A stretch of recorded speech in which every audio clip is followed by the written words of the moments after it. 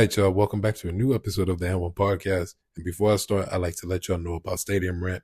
Link will be in the description. I do have an Instagram and _podcast and a Twitter and one podcast 23. And before I start off with what I want to talk about, we might as well go over the standings that are currently in the NBA. And to start off with the Western Conference, first place, Oklahoma City Thunder with a record of 46-11. Number 2 are the Grizzlies, 38-20. The Nuggets are third with 38-20. The Lakers are fourth, 35-21. The Rockets are fifth, 36-22. The Clippers are sixth, 31-26. The Timberwolves are seventh, 32-27. The Warriors are eighth, 31-27. The Mavericks are ninth, 31-28. The Kings are 10th, 29-28. The Suns are 11th, 27-31. The Spurs are 13th, 24-32. 13th are the Blazers with a record of 25-33. 14th are the Pelicans, 15-43. And the Jazz are 15th at the bottom of the West, 14-43. In the Eastern Conference, the Cavs are number 1, 48-10. The Celtics are second, 42-16. The Knicks, 37-20. The Pacers, 32-24. The Bucks, 32-25. The Pistons, 32-26. The Magic, they're 29-31. The Hawks, 27-31. The Heat, 26-30. The Bulls, 23-35. The Nets, 21-36. The Sixers, 20-37. The Raptors, 18-40. The Hornets, 14-43. And the Wizards are at the bottom of the Eastern Conference with a record of 10-47. So I want to quickly mention the Los Angeles Lakers, the team of Luka Doncic and Go James. They took the W against the Mavericks last night. Great W. It was a great game. Crazy thing is, the Lakers were up by about 15 in the second quarter. But by the end of the second quarter, that lead was cut down to 8. The Mavericks really put in a good fight against the Lakers, even though they were down with Gafford. They were down with AD. Kyrie put up 35. Kyrie went crazy that game. Klay Thompson hit some good shots. Max Christie, I don't know where this was. I don't know why he wasn't playing like that with the Lakers, but hey, at least he's playing good with the Mavericks. But that overall, it was a great game. Luka got his revenge on the Lakers floor, but I want to see him drop 50. I want to see him drop 60 when the Lakers play the Mavericks and the Mavericks are at home. Luka got his triple-double. LeBron James being the GOAT of basketball. He started off a little slow in the first half, but by the fourth quarter, he had about 14, 15 points, somewhere right there, finished with 27 points and 12 rebounds. Luka, 19, 15, and 12. They both went crazy.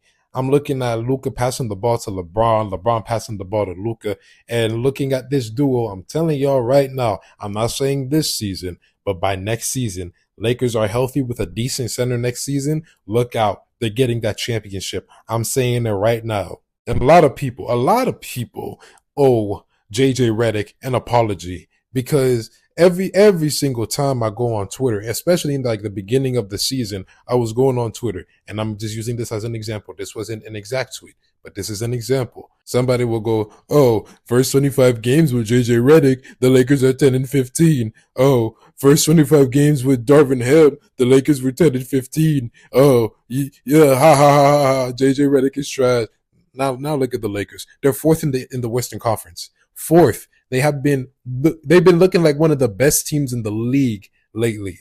I believe since January 15th, the Lakers have been the best defense. They've had the best record, somewhere right there. They've been on a massive winning streak lately. So yeah, Lakers, you sign a decent center this offseason.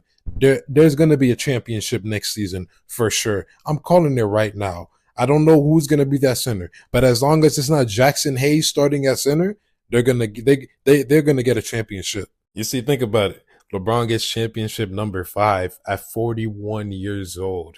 The GOAT debate is finally over. But he still got 6 losses. LeBron James got championship number 5 at 41 years old and was looking like one of the best players on the floor. Man, scriptwriters, get to it. Come on, NBA scriptwriters. Y'all can do it. Y'all got this. But anyways, before the Jordan fans start going crazy, let me leave the Lakers alone for a little bit. I want to talk about the Knicks real quick. New York, I ain't gonna lie, y'all not getting past the second round. They're 8. They're 0-8. 0-8 against the top three teams, against top tier contenders. Basically, OKC, Cleveland, and like all those other like top tier teams, the teams that you truly can believe that can definitely for sure get a championship. OKC, Cleveland, and Boston. They're 0-8. They are 0-8. That is insane. Cleveland, do your thing. Keep doing your thing, Cleveland. Boston, I hope you lose in the first round. OKC, I really believe in y'all. I believe in OKC to get that championship. But New York, After the performance that they put up against the Celtics the other day, not good. Not good at all. I'm telling y'all though, I've been preaching about the Pacers, and the Pacers are the fourth seed. You know what's crazy? You want to know what's crazy? The Pacers were one of the worst teams in the Eastern Conference earlier this season, and now they're one of the better teams in the Eastern Conference this season, bro. That is crazy. Now I understand the Eastern Conference is weaker. The Eastern Conference is not as competitive as the Western Conference, but bro, they were like, I believe they were like the 12th seed or the 10th seed, somewhere right there, like bottom of the Eastern Conference. But now they're the fourth seed in the Eastern Conference. Man, I kept preaching about the Pacers. Nobody wanted to believe me. Nobody wanted to stick with me. But that's fine. That's fine because I'm an NBA visionary. I am an NBA visionary, man. And telling you right now, the Pacers, once again, are a dark horse to get out of the Eastern Conference. I also want to like slowly, just quickly get on the Denver Nuggets. Where the hell did the Denver Nuggets come from? Like out of nowhere, they just magically became the third seed in the Western Conference. Like that was so silent. They were like the sixth seed earlier this season, and now all of a sudden they're the third seed. Westbrook has been hooping.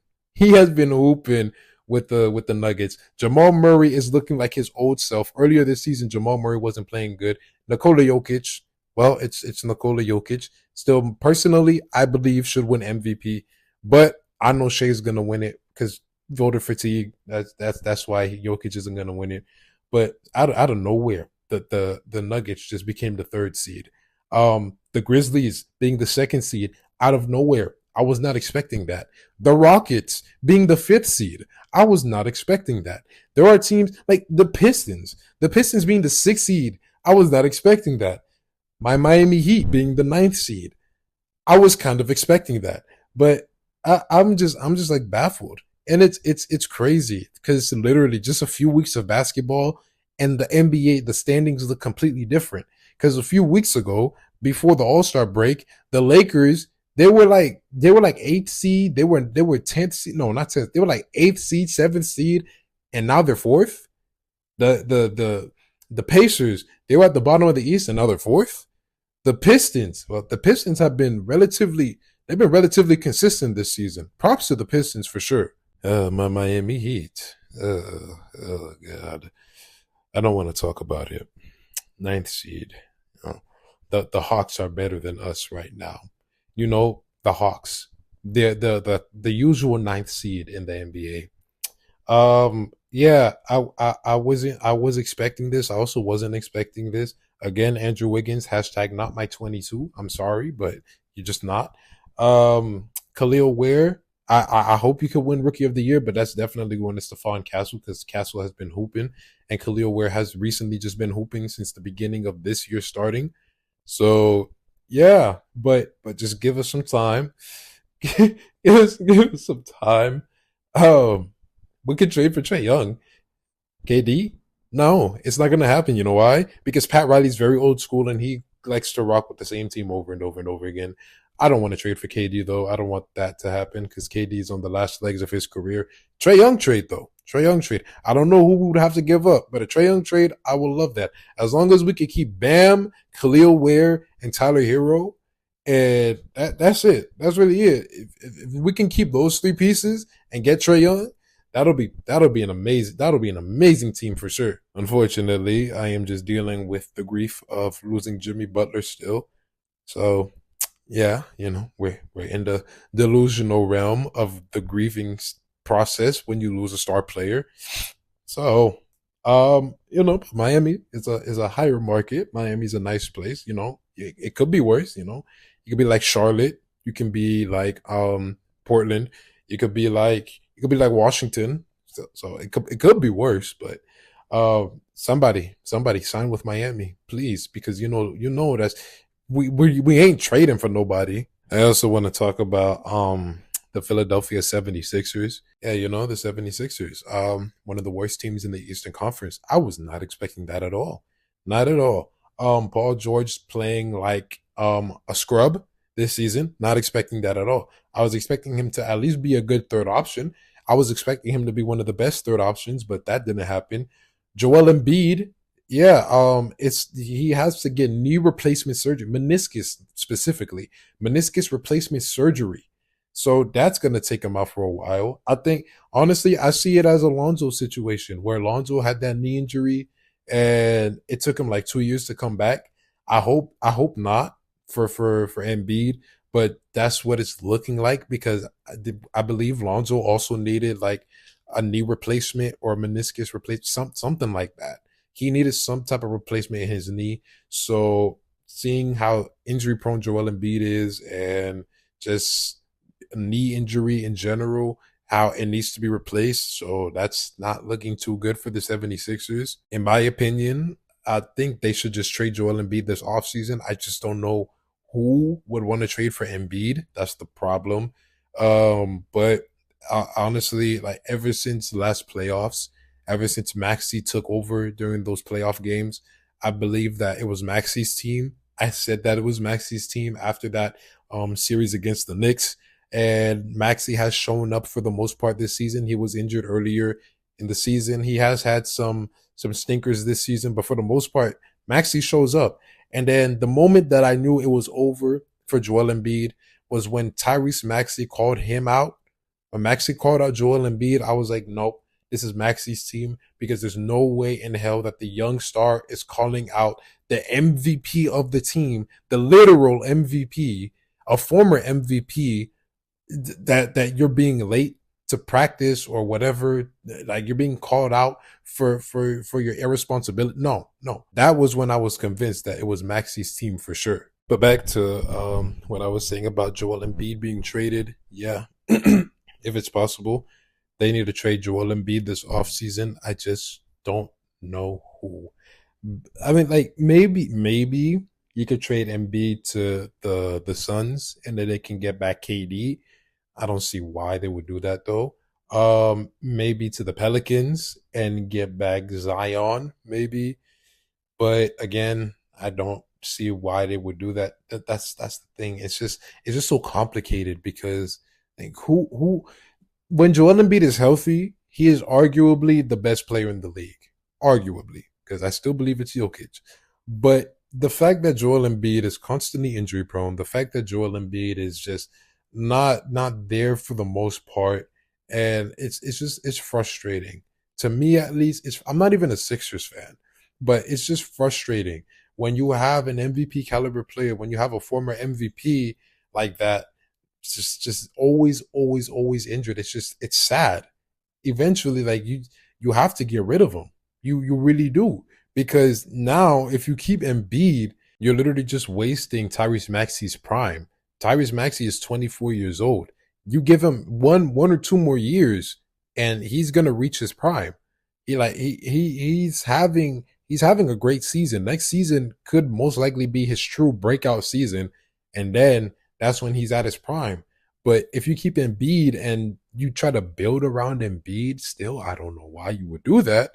But if you keep Embiid and you have him as the centerpiece of the team, that's not going to help you. Because at that point, you might as well trade Maxey instead. But I think Embiid needs to go. I think Embiid needs to be traded so they can build around Maxey, create a better team for Maxey.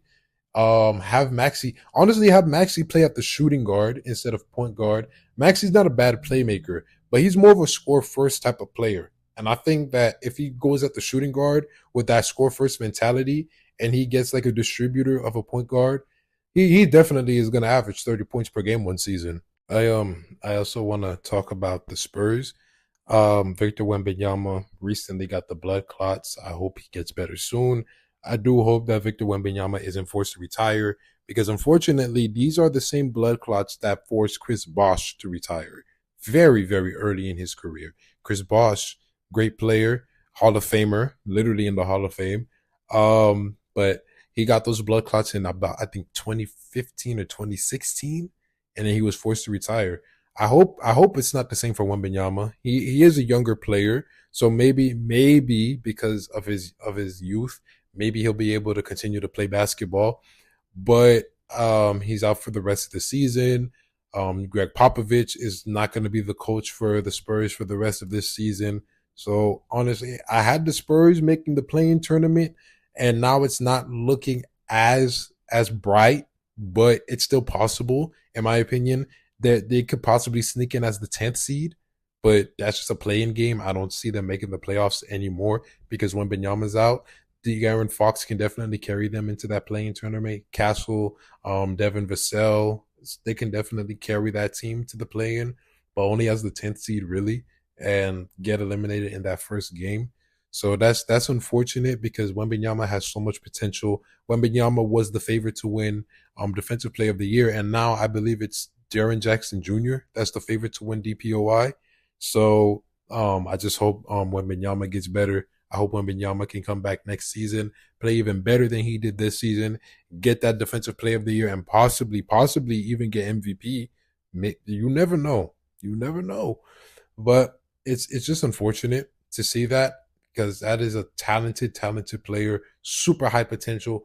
Like Wembanyama has. I don't see anybody that will ever get as much hype and potential as Wembanyama has had.